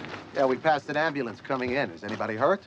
Mr. Burke, your wife was in that ambulance. It seems that the gas was left on in motorhome. We left her napping. Oh, my God. No, Mr. Burke, listen, it's fine. She's gonna be all right, just fine. Are you sure? Yeah, she's fine. She's taken care of, okay? Just relax. Now, I've got to ask you a couple of questions. Now, where were you just before you got here? I was at the lab picking up the slides of the sighting. Yeah, are these the slides of the sighting the same night that Mardosian was killed? That night, yes. And that's why I called everybody here so they could see the slides. Yes, he called me early this morning. Yeah. So, with these slides, if they're anything like the other ones, they're going to be able to show us the various different camera angles of the movements that went on in the camp that night, you know, in the so-called sighting. So-called? These slides are a complete scientific record. I'm sure they are, yeah. But they also might give us a good picture of how Mardosian was killed. Not to mention my balloon artistry. And what does that mean? You mean he doesn't know? He didn't know the whole thing was staged? It was his wife's idea. She paid me. Still, we have met, yes. It was a hoax? Why, Burke, you phony old Dickens, you. Carl, you have spent years pursuing this line of research. You've compromised your whole life's work. I have seen them. They are out there. I have made contact. But the scientific community needed proof. And proof takes sitting out on a desert. Proof takes money. Cheryl thought that with the money from the Copernican Award, we could make things happen. They're here, I swear it. They're here. They're here. Fine. Oh, yeah, I know. I'm sure they are. They're here. I'll tell you what, why don't we just take a look at these slides, all right?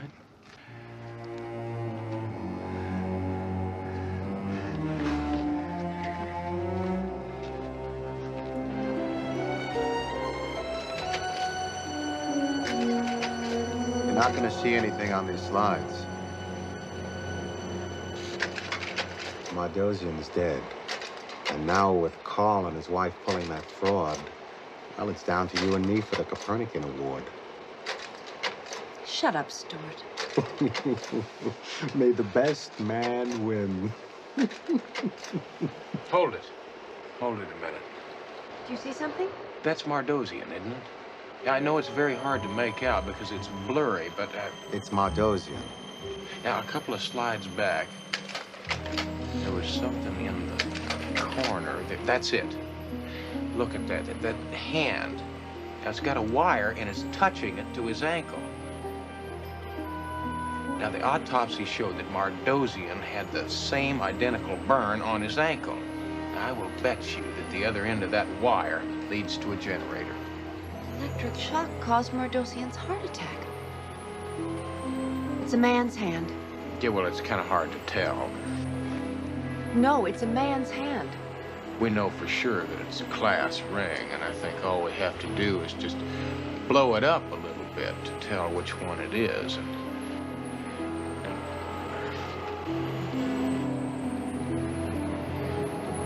Why don't you tell us what school he went to, Blake? Save us the trouble of blowing that up.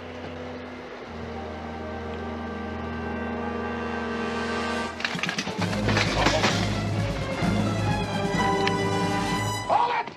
Hold it! You had to keep digging and digging, didn't you? I should have killed you the first time you came up here. So that was you that was shooting at me from behind those rocks? Of course it was me. Who'd you think it was? I wanted to make sure that you didn't buy that heart attack. I knew you would investigate. I knew you'd find out it was a hoax. After that, there should have been only one answer. That Burke staged the whole thing to kill Mardosian over his wife. It might have been a very good reason, but tell me something. Why did you kill him? Because I was sick and tired of being in his shadow. That's why I killed him. You know what a difference that award would make for the rest of my life? Do you?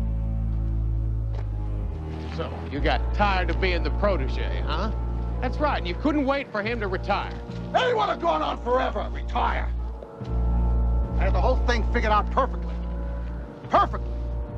Except the question mark was that film. It was a 1,000,000-to-1 shot, but I had to figure out what was on that film. I had to find out for myself. Oh, the angles. The cameras couldn't have possibly recorded those angles. That's right. See, I have a little confession to make. I told my associate, Murray, to doctor up a couple of those slides, and we paid off the lab boys to slip them in with Burke's badge. How did you know? You see, I really didn't know, but I had to take a chance. You see, I knew you all wore the same college class rings, but I took a 50-50 chance, used a man's hand.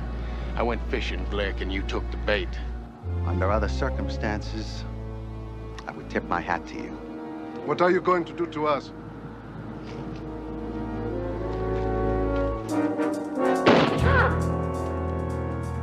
Take at least a day or so, if you're lucky, to get out of this desert. By then I'll be in Mexico.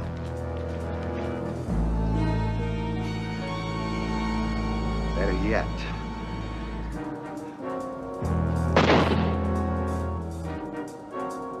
No, please. you, come with me.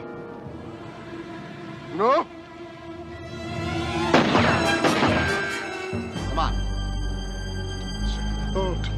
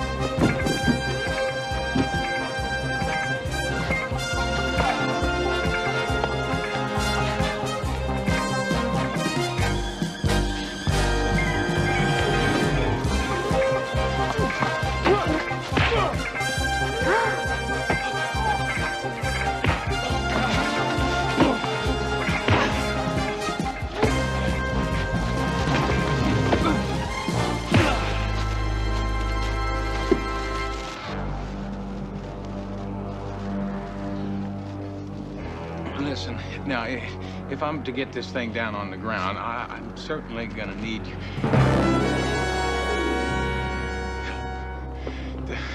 It's a big cliff. It's coming quick. How far off the ground are we? 1,000 feet, maybe. If we hit the cliff, the balloon shreds, we drop like a stone. And throw off the ballast. Step ballast. Turn up the burner. Burner.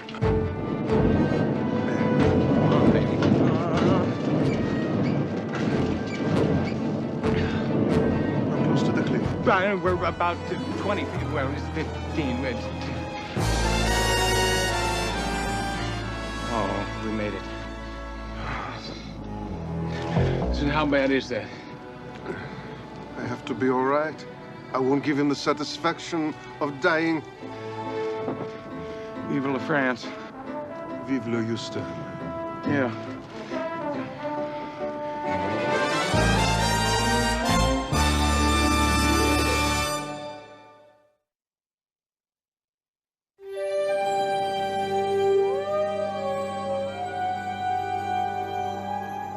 There's the Big Dipper. And the Little Dipper. There's Capricorn. And if you look, you can almost see the stinger on Scorpio's tail. Murray, you don't need a telescope to appreciate the stars. There's just something about the stars. I don't know, something to dream on. Yeah, something to wish on. CJ, you see that brightest star right up there? They call that the wishing star. Houston, if you could make a wish, what would it be? Well, I think I'd wish that I knew for certain what that was following me down the road the other night. Oh, Houston, we've been all through that. I mean, those police helicopter patrols go up and down that road all the time. CJ, this was not a police helicopter. I mean, they make noise, and this thing didn't make a sound. CJ, I saw things. I mean, those hands reaching out for me, and the men, the little tiny men. That matter could have been the lights of an oncoming car, especially in your condition. Face it, CJ. Houston had a close encounter. ET, UFOs, all that stuff. Consider yourself lucky, cowboy. You could have been beamed aboard an alien spacecraft. What would you have done then? Phoned home.